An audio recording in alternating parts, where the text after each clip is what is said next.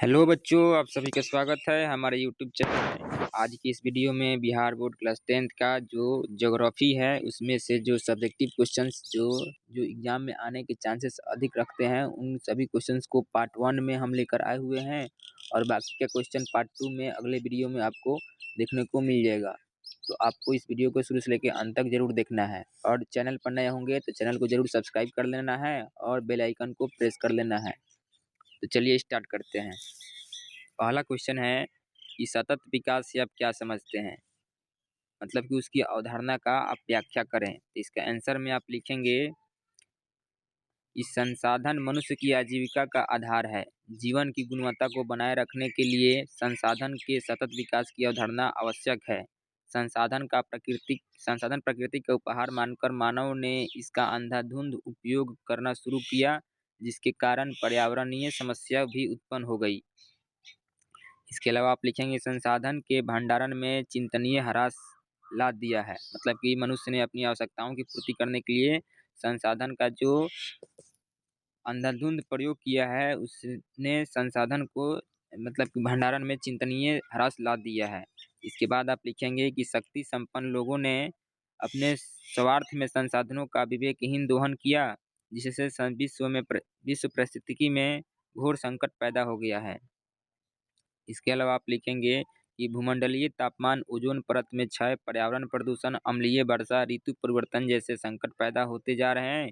अगर परिस्थिति यही बनी रही तो संसार के सभी मानव का जीवन संकट में पड़ जाएगा और इन परिस्थितियों से बचने के लिए संसाधनों का नियोजित उपयोग करना जरूरी है। इससे पर्यावरण को बिना क्षति पहुंचाए भविष्य की आवश्यकताओं को ध्यान में रखकर वर्तमान विकास को कायम रखा जा सकता है। ऐसी सोच ही जो है आपका सतत विकास की श्रेणी में आता है, मतलब कि इसी सोच को ही सतत विकास कही जाती है। इससे वर्तमान विकास के साथ ही भावी पीढ़ी की आवश्यकताओं की भी पूर्ति होगी और भविष्य में भी सुरक्षित रहेगा यह संसाधन।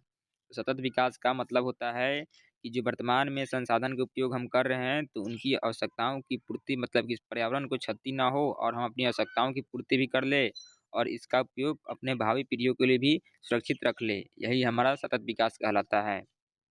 2 नंबर प्रश्न है कि स्वामित्व के आधार पर संसाधन के विविध स्वरूपों का वर्णन करें। तो इसका जो आंसर होगा स्वामित्व के आधार पर संसाधन का क प्रकार है, कितने प्रकार का है। तो इसका आंसर में आप लिखेंगे कि स्वामित्व के आधार पर संसाधन को नीचे 4 वर्गों में बांटा गया है। 4 वर्गों में बांटा गया है। पहला है व्यक्तिगत संसाधन। तो इसमें लिखेंगे आप कि ऐसे संसाधन किसी खास व्यक्ति के अधिकार क्षेत्र में होते हैं, जिसके बदले में वह व्यक्ति सरकार को लगान भी चुकाते हैं। जैसे खेती की जमीन, घर, बगीचा, बाग, तालाब आदि ऐसे संसाधन जिस पर व्यक्ति निजी स्वामित्व रखता है और सरकार को उसका लगान देता है। इसके अलावा 2 नंबर में है सामुदायिक संसाधन। इसमें लिखेंगे कि ऐसे संसाधन किसी खास समुदाय के अधीन होते हैं, जिसका लाभ विशेष समुदाय के लोगों के लिए ही सुलभ होता है। जैसे चारागाह, शमशान घाट, मंदिर, मस्जिद, सामुदायिक भवन, तालाब इत्यादि हो सकते हैं। और इसके बाद जो अगला संसाधन होगा 3 नंबर, वो है कानूनी संसाधन यानी कि राष्ट्रीय संसाधन। तो कानूनी तौर पर देश का या राष्ट्र का अंतर्गत जो भी सभी उपलब्ध संसाधन राष्ट्रीय संसाधन है। सरकार को यह वैधानिक हक है कि वह व्यक्तिगत संसाधनों का अधिग्रहण आम जनता के हित में कर सकती है और सरकार को अधिग्रहित संसाधन का मुआवजा देना पड़ सकता है। और इसके बाद जो 4 नंबर है संसाधन स्वामित्व के आधार पर, वो है अंतर्राष्ट्रीय संसाधन। तो ऐसे संसाधनों का नियंत्रण अंतर्राष्ट्रीय संस्था करती है। तटरेखा से 200 किलोमीटर की दूरी को छोड़कर खुले महासागरीय संसाधनों पर किसी देश का आधिपत्य नहीं होता। ऐसे संसाधनों का उपयोग सिर्फ अंतर्राष्ट्रीय संस्थाओं की सहमति से ही किसी राष्ट्र द्वारा किया जा सकता है। तो आपको हमने बताया कि स्वामित्व के आधार पर संसाधन 4 प्रकार के होते हैं।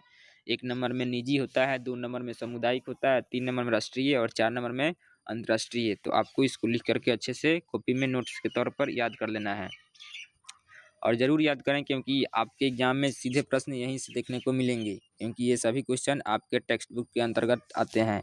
2 नंबर के बाद 3 नंबर प्रश्न है कि संसाधन हुआ नहीं करते हैं, बना करते हैं, इस कथन की क्या है अभिप्राय, इसको व्याख्या करना है। इसमें आप लिखेंगे कि संसार में अनेकों प्राकृतिक पदार्थ बिखरे पड़े हैं, जब तक उनका प्रयोग मतलब कि जब तक उनका उपयोग नहीं किया जा सकता है, वे संसाधन नहीं बन पाते हैं। मनुष्य उन्हें पता लगाता है, फिर अपनी बुद्धि, विवेक, क्षमता, तकनीकी और कुशलता का प्रयोग कर अपनी आवश्यकताओं की पूर्ति करने के लिए, आर्थिक विकास के लिए उनके उपयोग की योजना बनाता है और उपयोग में लाकर वह उन्हें संसाधन बना देता है। मनुष्य के आर्थिक विकास के लिए संसाधन अति आवश्यक है। नदियाँ तभी संसाधन बन पाती है जब मानव उनका उपयोग सिंचाई में, जल विद्युत उत्पादन में, मत्स्य पालन में एवं जलीय यातायात के रूप में अनेक आर्थिक कार्यों में न किया जाए तो संसाधन नहीं बन सकता है। लेकिन जैसे ही मनुष्य अपनी आवश्यकताओं की पूर्ति करने के लिए इन सभी कार्यों में लेता है तो नदी जो होता है वो संसाधन बन जाता है। इसके अलावा लिखेंगे कि सदियों से एक शोक का कारण बनने वाली नदी, विनाशकारी बाढ़ लाने वाली नदी, हजारों की संख्या में जान माल का क्षति पहुंचाने वाली नदी पर योजना बनाकर यानी कि बांध बनाया गया, नहर निकाली गई, सिंचाई का काम लिया गया, विद्युत उत्पादन के लिए किए गए, जिससे सिंचाई और उद्योगों के विकास में मदद मिलने लगी, तो वह शोक पैदा करने वाली नदी भी प्राकृतिक संसाधन बन गई, खुशहाली का कारण बनी। मतलब कि जिस प्रकार से आपको बताया गया है कि जो नदी है वो आपके क्षेत्र में बाढ़ भी ला देती है, जो आपके लिए मतलब संकट पैदा करती है, तो वो भी आपके लिए संसाधन बन सकती है जब तक आप उसमें अपने बुद्धि से, विवेक से योजना बनाकर उसमें काम लेंगे, तो वो प्राकृतिक संसाधन नदी के तौर पर आपको देखने को मिल गया, तो खुशहाली का कारण भी बन गई। इसलिए एक भूगोलवेत्ता जिमरमैन ने ठीक ही कहा है कि संसाधन हुआ नहीं करते बल्कि बना करते हैं। आपको बता दिया गया है कि संसाधन हुआ नहीं करते बना करते हैं, किसका कथन है? तो आपका आंसर होगा जिमरमैन का। तो आपको इस तरह से इसका क्वेश्चन का आंसर लिख लेना है। 4 नंबर प्रश्न है कि संसाधन से आप क्या समझते हैं, उदाहरण देकर आपको स्पष्ट करना है। इसका आंसर में आप लिखेंगे कि वातावरण में पाए जाने वाली वे सभी पदार्थ जो हमें उपलब्ध है और हमारे जीवन की विभिन्न आवश्यकताओं की पूर्ति करती हैं, पूरी करके संसाधन कहलाती है। मतलब कि वे सभी पदार्थ जो हमारी आवश्यकताओं की पूर्ति करती है वही सभी संसाधन कहलाती है। परंतु संसाधन तभी कहे जाएंगे जब वह उन तक पहुँचने की भी तकनीक की जानकारी हो, साथ ही उनके प्राप्त करने, उपयोग करने पर होने वाले खर्च वहन की क्षमता हो, श्रम शक्ति हो। मतलब कि श्रम शक्ति कहने का मतलब परिश्रम। इसके अलावा में आप लिखेंगे कि परंतु इसके उपयोग में व्यापक समझ और सूझबूझ की आवश्यकता होती है।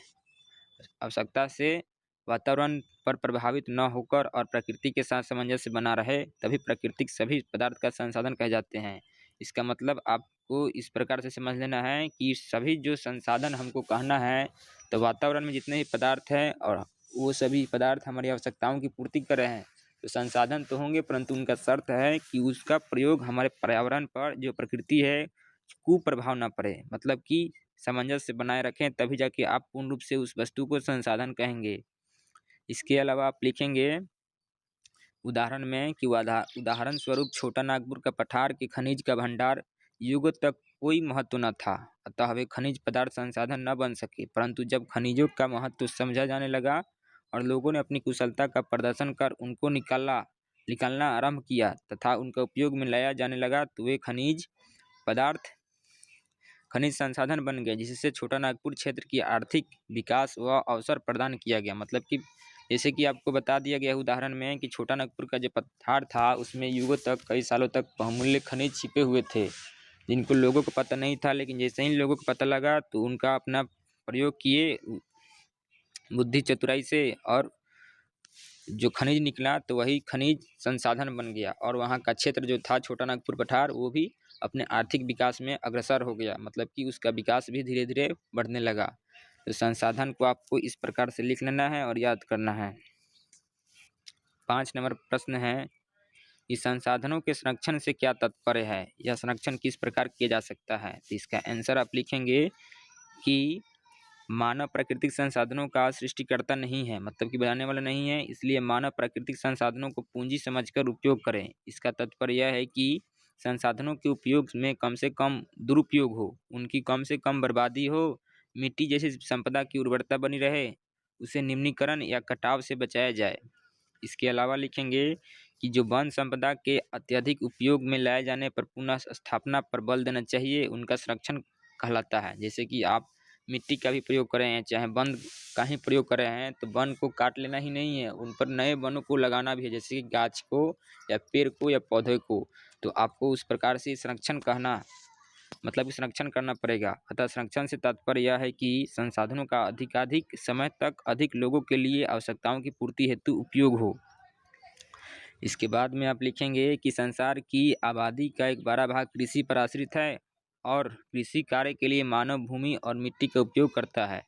इन संसाधनों का मूल्यांकन किया जाना चाहिए, यदि इसमें कोई कमी है तो उसे पूरा उपयुक्त बनाया जाना चाहिए। यदि वह बर्बादी कर रहा है तो किसी तरह उसका संरक्षण किया जाना चाहिए। इसके लिए भूमि के उपयोग पर उस पर इस प्रकार होना चाहिए कि मिट्टी के प्रकार के अनुसार फसलें उगाई जानी चाहिए, ताकि भूमि है, भूमि की उत्पादकता बनी रहे और मिट्टी की गुणवत्ता नष्ट न हो। इस प्रकार जल संरक्षण, वन एवं वन्य प्राणी के संरक्षण, खनिज संपदा का संरक्षण के लिए भी योजनाबद्ध और विवेकपूर्ण उपयोग किया जाना चाहिए, तो उनसे अधिक से अधिक समय तक लाभ उठाया जा सकता है तथा वे मानव जगत के लिए संरक्षित रह सकते हैं। इसके अलावा संसाधनों का योजनाबद्ध और समुचित विवेकपूर्ण उपयोग ही उनका संरक्षण है। यहाँ पर देख लिया गया है, लिखा गया है कि संसाधनों का जो योजनाबद्ध और समुचित उपयोग है वही उनका संरक्षण है। संरक्षण का तात्पर्य कदापि यह नहीं है कि प्राकृतिक संसाधनों का उपयोग कर उनकी रक्षा के लिए उनके खर्च की आवश्यकताओं के बावजूद उन्हें बचाकर भविष्य के लिए रखा जाए।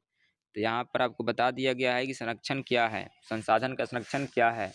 इसमें आपको उदाहरण के स्वरूप भी बताया गया है कि जिसका भी हम उपयोग करें तो उनको इस प्रकार से उपयोग करें कि उनका जो है हमारे भावी पीढ़ियों के लिए भी संरक्षण बना रहे। जैसे कि हम जल का ही उपयोग कर रहे हैं या फिर मिट्टी का ही उपयोग कर रहे हैं, तो मिट्टी में इस प्रकार के फसलों को बोया जाना चाहिए जो उस लायक हो, उसकी गुणवत्ता की हम जाँच करके तभी जाके फसल को बोएं, ताकि उनका लाभ हम अधिक समय तक उठा सकें। तो संरक्षण का तात्पर्य इस प्रकार आपको दिया गया। इसके बाद जो अगला है 6 नंबर प्रश्न कि भारतीय अर्थतंत्र में कृषि का क्या महत्व है, कृषि की विशेषताओं पर प्रकाश डालें। तो इसमें आप आंसर लिखेंगे कि भारतीय अर्थतंत्र में कृषि का निम्नलिखित महत्व है। पहल का है, भारत की 70% आबादी रोजगार और आजीविका के लिए कृषि पर ही आश्रित है। यहाँ पर 70% है। भारत की 70% जो जनसंख्या है वो सभी कृषि पर ही आधारित है, मतलब कि उनकी जीवन निर्वाह कृषि पर ही आश्रित है। इसके बाद अगला दो नंबर में लिखेंगे कि देश के सकल राष्ट्रीय उत्पाद में, जिसे जीडीपी कहा जाता है, कृषि का योगदान 22% ही है। फिर भी बहुत सारे उद्योगों को कच्चा माल कृषि से ही मिलता है। 3 नंबर में लिखेंगे कि कृषि उत्पाद से ही देश की इतनी बड़ी जनसंख्या को खाद्यान्न की आपूर्ति होती है। और 4 में लिखेंगे कि अनेक कृषि उत्पाद का भारतीय निर्यातक है, मतलब कि अनेकों देशों में भारत जो है कृषि का निर्यातक है, जिससे विदेशी मुद्रा की प्राप्ति होती है। और 5 में लिखेंगे कृषि ने अनेकों उद्योगों को विकसित करने का अवसर प्रदान किया है। तो कृषि भारतीय अर्थतंत्र में इस प्रकार से महत्व को रखा हुआ है। और इसकी विशेषताओं को लिखना है तो आप लिखेंगे कि भारत का एक बड़ा भूभाग कृषि योग्य है। यहाँ की जलवायु और उपजाऊ मिट्टी कृषि कारण को बढ़ाता है। भारत में कहीं एक फसल, कहीं 2 फसल, कहीं 3 फसल तक उगाई जाती है। ठीक है, भारत में फसलों की अदला बदली भी की जाती है। यहाँ की अनाज की फसलों के बाद दलहन की खेती की जाती है और जिससे मिट्टी की उर्वरा शक्ति बनी रहती है। यहाँ मिश्रित कृषि का भी प्रचलन है। मिश्रित कृषि जिसमें अदला बदला करके फसल को रोपा जाता है, जिसमें गेहूँ, चना, सरसों की खेती एक साथ ही की जाती है, मतलब कि एक साथ में हम अनेकों फसलों को रोप सकते हैं, बो सकते हैं, बुआई कर सकते हैं। इसके बाद 7 नंबर प्रश्न है कि भारत में कृषि के विभिन्न प्रकारों का वर्णन करना है। तो इसमें आप लिखेंगे कि कृषि आदिकाल से ही किया जाने वाला एक आर्थिक क्रियाकलाप है। भारत में पाई जाने वाली विविध भौगोलिक एवं सांसारिक परिवेशन में कृषि तंत्र को समय के अनुरूप प्रभावित किया है। भारतीय कृषि के प्रकार निम्नलिखित है। इसका प्रकार में आपको जानना है तो आप लिखेंगे, पहला है प्रारंभिक जीविका निर्वहन कृषि। पहला का प्रकार है प्रारंभिक जीविका निर्वहन कृषि। इसमें आप लिखेंगे कि यह अति प्राचीन काल से ही की जाने वाली कृषि का तरीका है। इसमें परंपरागत तरीकों से भूमि पर खेती की जाती है। खेती के औजार भी काफ़ी परंपरागत होते हैं, जैसे लकड़ी का हल, कुदाल, खुरपी। इसमें ज़मीन की जुताई गहराई से नहीं हो पाती है और कृषि में आधुनिक तकनीक के लिए निवेश का अभाव रहता है, इसलिए उपज कम होती है और भूमि की उत्पादकता कम होने के कारण फसल की प्रति इकाई जो उत्पादन भी है वो कम रहती है। मतलब कि पहले जो हम लोग कृषि करते थे हल से, बैल से, ट्रैक्टर का उपयोग नहीं कर पाते थे जो है ज़मीन की जुताई करने के लिए, तो वही है जीविका। मतलब कि प्राचीन समय में जो हम जीवन निर्वाह कृषि करते थे उन्हीं के आपको पहले का प्रकार में है। इसके बाद जो 2 नंबर में है गहन जीविका कृषि, तो इसमें आप लिखेंगे कि इस कृषि की पद्धति को ऐसी जगह पर अपनाया जा रहा है जहाँ की भूमि पर जनसंख्या का प्रभाव अधिक है। इसमें श्रम की आवश्यकता है। परंपरागत कृषि कौशल का भी इसमें भरपूर उपयोग किया जाता है। भूमि की उर्वरता को बनाए रखने के लिए परंपरागत ज्ञान, बीजों के रख रखाव एवं मौसम संबंधी अनेकों ज्ञानों का इसमें उपयोग किया जाता है। जनसंख्या बढ़ने से जो जोतों का आकार काफ़ी छोटा हो गया। कहने का मतलब जो जनसंख्या बढ़ना है तो खेती का है, मतलब खेतों में जो जुताई की जाने वाली भूमि है उनका आकार छोटा हो गया है। वैकल्पिक रोजगार के अभाव में भी ज़रूरत से ज़्यादा जनसंख्या इस प्रकार की कृषि में संलग्न है। तो इसमें आपको इस प्रकार से लिखना है। और 3 नंबर जो है व्यापारिक कृषि है। तो व्यापारिक कृषि में अधिक पूंजी, आधुनिक कृषि तकनीक का निवेश किया जाता है, अतः किसान अपनी लगाई गई पूंजी से अधिकाधिक लाभ प्राप्त करने का प्रयास करते हैं। आधुनिक कृषि तकनीक से अधिक पैदावार देने वाली परिष्कृत बीज, रासायनिक खाद, सिंचाई, रासायनिक कीटनाशक आदि का उपयोग किया जाता है। इस कृषि की पद्धति को भारत में हरित क्रांति के फलस्वरूप व्यापक रूप में पंजाब एवं हरियाणा में अपनाया गया। भारत में चाय, कॉफी, रबर, गन्ना, केला आदि फसलों की मुख्यतः व्यापार के लिए उपजाई जाती है। तो व्यापारिक कृषि से नाम से ही स्पष्ट है कि ये व्यापार करने के लिए की जाती है। इसमें आप रासायनिक खाद, कीटनाशक, रासायनिक बीज जो आधुनिक तरीके के हैं उन सभी का प्रयोग करते हैं। इसमें आप पूंजी लगाते हैं और अधिक से अधिक लाभ कमाने की कोशिश करते हैं। 8 नंबर प्रश्न है कि उदारीकरण, निजीकरण और वैश्वीकरण से आप क्या समझते हैं? वैश्वीकरण का भारतीय अर्थव्यवस्था पर क्या प्रभाव पड़ा है, इसकी आपको व्याख्या करना है। इसमें आप लिखेंगे कि उदारीकरण में तो उद्योगों को स्थापित करने के लिए एवं व्यापार को सरल एवं व्यापक बनाने के लिए नियमों एवं पाबंदियों को लचीला बनाना उदारीकरण कहलाता है। आपको परिभाषा यहाँ पर दे दिया गया है कि जो उद्योग है उनको स्थापित करना है एवं व्यापार को सरल बनाना है और साथ में नियमों को एवं पाबंदियों है उनको लचीला बनाना ही आपका उदारीकरण कहलाता है। इससे बाजार में प्रतिस्पर्धा उत्पन्न हो जाती है, जिससे उपभोक्ताओं को सस्ता एवं गुणवत्तापूर्ण सामग्री की प्राप्ति सरल रूपों में आसानी से हो पाती है।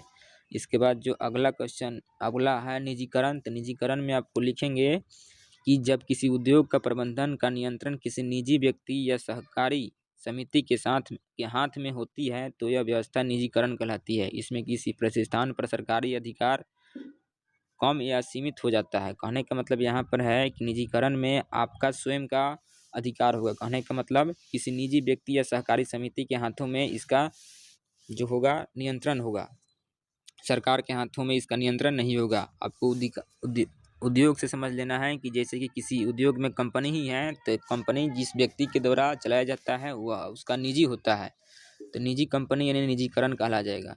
इसके बाद जो अगला प्रश्न है वैश्वीकरण। तो वैश्वीकरण में आप इस प्रकार समझ सकते हैं कि देश की अर्थव्यवस्था को विश्व की अर्थव्यवस्था के साथ जोड़ने की प्रक्रिया को ही वैश्वीकरण कहा जाता है।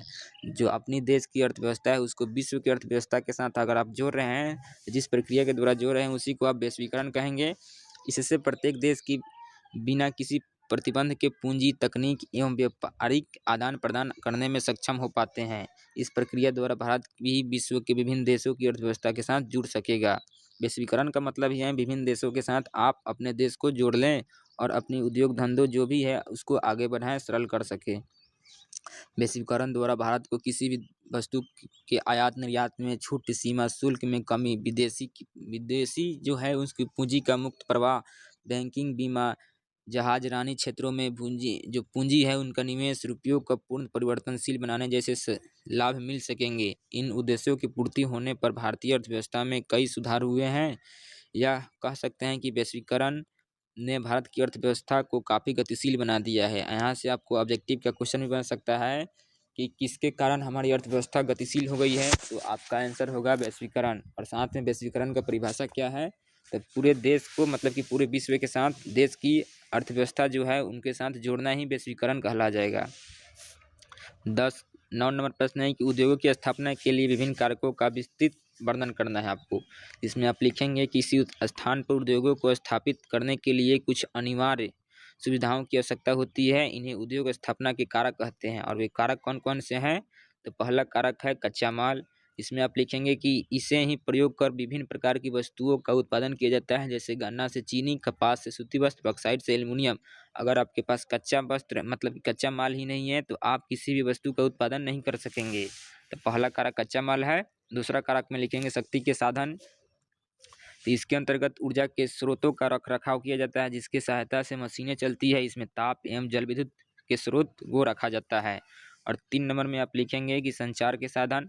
कच्चा माल को रखने के लिए, कारखानों तक पहुंचाने के लिए, तैयार माल को बाजार तक पहुंचाने के लिए एवं सड़क, रेल एवं जल परिवहन का प्रयोग होता है। मतलब कि संचार के साधन नहीं है तो आपका इसमें जो आप बनाएंगे उद्योग में उसका आपको क्षति होगी। इसके बाद जो अगला क्वेश्चन है, अगला आप लिखेंगे कारक के रूप में श्रमिक। तो श्रमिक में लिखेंगे इसके विकास के लिए कुशल एवं सस्ते श्रमिकों को भी आवश्यकता होती है। और 5वां है बाजार। तो बाजार में मांग के अनुसार ही वस्तुओं को उत्पादन तय किया जाता है। और इसके बाद जो अगला है पूंजी, जो कि लास्ट है। तो मशीनों को लगाने, कच्चे माल को खरीदने, श्रमिकों को वेतन देने, साथ ही बाजार तक पहुँचाने के लिए एक बड़ी पूंजी की आवश्यकता होती है। तो हमने आपको बताया कि जो भी उद्योग है उन सभी को उत्पादन करने के लिए आपको कौन कौन से कारक की आवश्यकता होती है। तो पहला कच्चा माल, दूसरा शक्ति के साधन, तीसरा है संचार के साधन, चौथा है श्रमिक, 5वां है बाजार और छठा है पूंजी। अगर इनमें से एक का भी आपको बैलेंस गड़बड़ाया तो आपका उद्योग जो है आपका ठप हो जाएगा। मतलब कि इनमें से सभी का लिंक एक दूसरे से जुड़ा रहता है। इसके बाद जो 10 नंबर प्रश्न है कि भारत में औद्योगिक विकास की समस्याओं का उल्लेख करें। जो औद्योगिक विकास है, इंडस्ट्रियलाइजेशन, उसको आपको बताना है। इसके में आप लिखेंगे कृषि प्रधान भारतवर्ष में औद्योगिक विकास की भी तेजी हो रही है। औद्योगिक विकास से कई समस्याएं दूर हो जा सकती हैं, जैसे कि किंतु विकास की राह पर अनेकों समस्याएं सामने आती है, जिनमें कुछ समस्याएं निम्नलिखित है। तो पहला समस्याएं है आपको 1 नंबर में दिया गया है कि कई ऐसे उद्योग हैं जिसमें आधुनिक संयंत्र नहीं है, जिससे उत्पादन कम होता है, जैसे कि उत्तर भारत की चीनी मिलें और पश्चिम बंगाल की जूट मिलें में। इसके बाद जब 2 नंबर में लिखेंगे कि कुछ उद्योगों को गौण उत्पादकों का समुचित उपयोग होना चाहिए, जैसे कि रबर की बढ़ती मांग को देखकर खनिज के तेल के अवांछनीय पदार्थ से रासायनिक रबर तैयार किए जा सकते हैं। 3 नंबर में आप लिख सकते हैं कि कुछ क्षेत्रों में प्राकृतिक संपदा का उपयोग क्षेत्रों के विकास में ही नहीं हो रहा है, जैसे कि उत्तर पूर्वी राज्यों में कागज बनाने की संपदा उपलब्ध है, जिसका उपयोग न कर कागज का आयात किया जा सकता है। इसके बाद जो आप अगले में लिखेंगे कि कुटीर उद्योग है और लघु उद्योग है का पुनर्गठन आधुनिक ढंग से किया जाना जा रहा है, मतलब कि नहीं किया जा रहा है। जो कुटीर उद्योग है और जो लघु उद्योग है का पुनर्गठन आधुनिक ढंग से नहीं किया जा रहा है, ये भी एक समस्या है। इसके साथ ही आप इसमें लिख सकते हैं 5वां में यातायात के साधनों का विकास होना चाहिए। अभी भी बहुत सारे क्षेत्रों में रेल संसाधनों से वंचित है, मतलब कि बहुत सारे क्षेत्र ऐसे भी है जहाँ पर रेल का विकास भी नहीं हो पाया है। इसके बाद अगला लिखेंगे औद्योगिक केंद्रों को भरपूर बिजली की आपूर्ति होनी चाहिए, ब्रेकडाउन पर नियंत्रण करना चाहिए। और इसके बाद आप अगला में लिखेंगे जो कि लास्ट होगा, अंतिम होगा, कि औद्योगिक क्षेत्रों में राजनीतिक माहौल बिगड़ता जा रहा है, जिससे श्रमिकों की सामंजस्य उत्पन्न हो रही है। इस पर नियंत्रण की भी आवश्यकता है। तो इस प्रकार से आपको इसका आंसर लिख लेना था।